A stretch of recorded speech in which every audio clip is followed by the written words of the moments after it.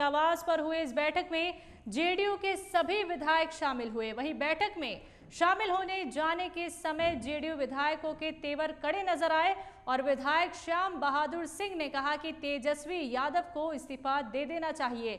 अगर इस्तीफा के बाद सरकार गिरती भी है तो जेडीयू चुनाव में जाने को तैयार है। आपको बता दें कि सीबीआई छापे के कुछ दिन बाद सीएम नीतीश ने तेजस्वी यादव को सफाई के लिए शनिवार तक का वक्त दिया था, लेकिन बिहार के डिप्टी सीएम ना तो सफाई दे रहे हैं और ना ही इस्तीफा।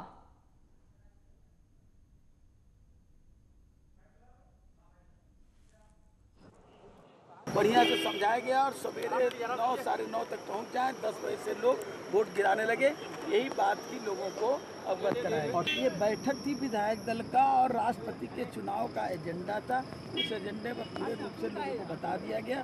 कल एक वोट पड़ेगा, कुछ और भी वोट पड़ेगा। एक तो क्रॉस वोटिंग में हम लोग का है नहीं, हमारे साथ 2 निर्दलीय विधायक भी थे हमारे समर्थन में, और सभी लोगों ने वोट देने की जो एक तरीका था कि जो उसमें एक लिखना है, आप एक जिस तरीके से लिखते हैं अंक में लिखना है, उसी को बारे में बताया गया कि दूसरे नंबर पर राम गोविंद जी हैं और एक पर लिखना है जल्दी 10 बजे से 12 बजे के बीच में सभी लोग आप लोग उपलब्ध हो जाएं मतदान स्थल पर।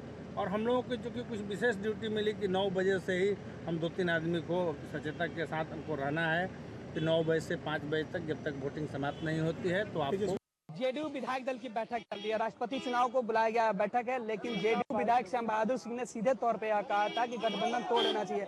आज भी श्याम बहादुर सिंह है और आज भी अपने बयानों पर कायम है। इनका सीधे तौर पे कहना है कि श्याम बहादुर जी, क्या लगता है कि जिस तरह आपने पिछली बार कहा था कि गठबंधन तोड़ लेना चाहिए, समझौता नहीं होना चाहिए, अभी क्या लगता है अपने बयान पे कायम है? हाँ, कायम बनने ना। अच्छा, अभी क्या होना चाहिए जिस तरह गठबंधन चल रहा है? अभी तो चुनाव पर सवाल चुनाव आज तो बताया तेजस्वी को इस्तीफा देना चाहिए, जरूर दे देना चाहिए, जरूर दे देना चाहिए। अगर इस्तीफा नहीं देते हैं तो? अब तो मुख्यमंत्री जाने। लेकिन आप पिछले बार मुख्यमंत्री के सामने का सवाल उठाए। हाँ, तो वो उठाए थे। क्या बोला था आपने? गठबंधन तोड़ देना चाहिए, चुनाव में चलेंगे हम लोग।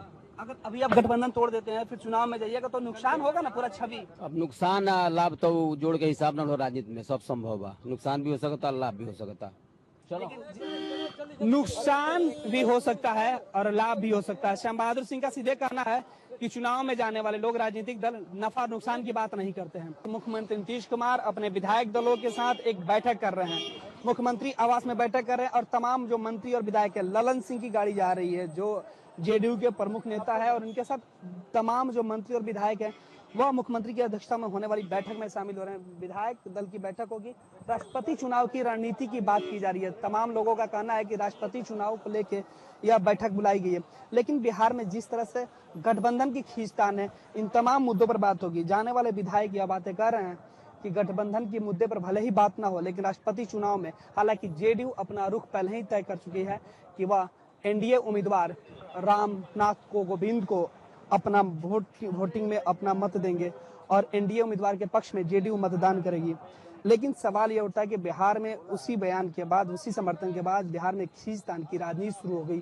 जेडीयू आरजेडी के बीच जो खटास है वो बढ़ती चली गई और उसके बाद लालू प्रसाद के घर पे सीबीआई रेड के बाद, उप मुख्यमंत्री तेजस्वी प्रसाद यादव के नाम आने के बाद बिहार में गठबंधन 2 फाड़ में आ गया।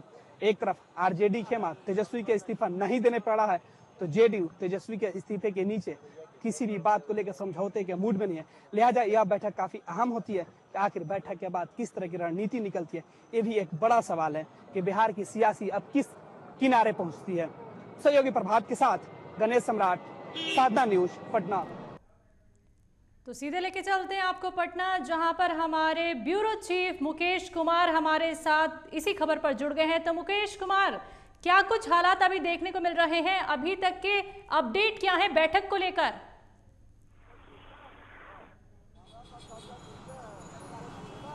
संजय, बिल्कुल अभी कुछ देर पहले आरजेडी की बैठक खत्म हुई है और ये लालू आवास पे आरजेडी की ये बैठक चल रही थी। उसके पहले जदयू की बैठक समाप्त हुई और अभी ये होटल मोरिया में आरजेडी की विधायक दल की बैठक चल रही है। अभी चूंकि जदयू के बैठक में तमाम जो नेता थे, इन्होंने साफ तौर से ये कहा कि बैठक का एक ही मुद्दा था कि जो राष्ट्रपति चुनाव होने हैं उसको लेकर के किस तरीके से आपको वोटिंग करनी है, उसकी तैयारी की जानी थी, और उसमें जो टेक्निकल बातें थी कि वो 1 नंबर पे राम गोविंद है, तो चूंकि आप एक नंबर ये दाबेंगे तो राम गोविंद के पक्ष में जाएगा वोट। तो केवल जो आज का ये तमाम दलों की जो बैठकें थी वो केवल राष्ट्रपति चुनाव को लेकर के थी। सलजा जी, तो मुकेश, जिस तरीके से 48 घंटों में एक बड़ा फैसला यहाँ पे नीतीश कुमार द्वारा लिया जाने वाला है, तो क्या कुछ माना जाए, क्या कुछ फैसला ले सकते हैं नीतीश कुमार? क्योंकि कुल मिला के अगर वो महागठबंधन को बचाना चाहते हैं तो इस्तीफा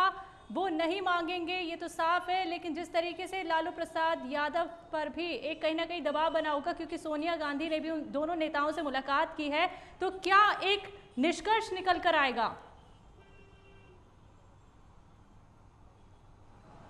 बिल्कुल सुनिए, ये बहुत बड़ी बात है, क्योंकि ये जो महागठबंधन का नेतृत्व सोनिया गांधी लगातार कर रही है और दोनों नेताओं से, ये लालू यादव और नीतीश कुमार से उनकी वार्ता लगातार हो रही है।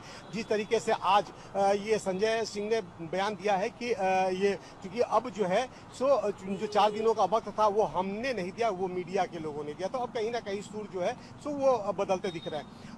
अब चूंकि बैठक लगातार चल रही है और चूंकि ये यूं कहा जाए कि बैठक जो है एक बहाना हो सकता है, लेकिन क्योंकि बैठक के अंदर जब ये चुनाव संपन्न होंगे, राष्ट्रपति के चुनाव जब संपन्न होंगे, तो 18 तारीख को हो सकता है कि नीतीश कुमार एक बड़ा फैसला ले ले, क्योंकि नीतीश कुमार ये झुकने वाले हैं नहीं। जिस तरीके से वो लगातार अपने बातों पे स्टैंड है, उधर ये आरजेडी इस बात को लगातार कह रही है कि तेजस्वी यादव अब ये इस्तीफा नहीं देंगे। अब देखने वाली बात होगी कि राष्ट्रपति चुनाव के बाद वो किस करवट लेता है। जी बिल्कुल। तो मुकेश, जिस तरीके से समय निकलता जा रहा है, सभी को इंतजार है कि क्या कुछ बड़ा फैसला यहाँ पे नीतीश कुमार लेने वाले हैं, लेकिन इतना समय क्यों नीतीश कुमार आखिरकार ले रहे हैं?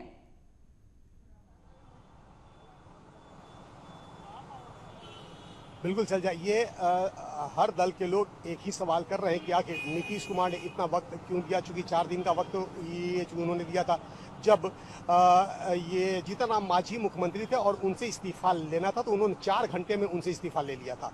लेकिन ये सबसे अहम सवाल है कि आखिर जब मुद्दा तेजस्वी का आया तो आखिर इतना वक्त क्यों? अब चूंकि ये लगातार उनसे ये कहा जा रहा है कि वो अपने स्टैंड पे आज भी कायम है, सुशासन बाबू के नाम से वो चूंकि जाने जाते हैं, और उनका सीधा ये कहना है कि अब ये हम उचित समय में उचित फैसला लेंगे। तो अब हालांकि चूंकि उचित समय आ गया है, अब 1-2 दिन और वक्त है, 1-2 दिन के बाद हो सकता है कि नीतीश कुमार एक बड़ा फैसला ले। जी, तो नीतीश जिस तरीके से बैठक में शामिल होने के जाते समय विधायकों के कड़े तेवर यहाँ पे देखने को मिले, जेडीयू विधायकों के, और साथ ही जेडीयू विधायकों ने ये भी कहा है कि अगर सत्ता गिरती है तो हम चुनाव में जाने को तैयार हैं। इसको क्या देखा जाए?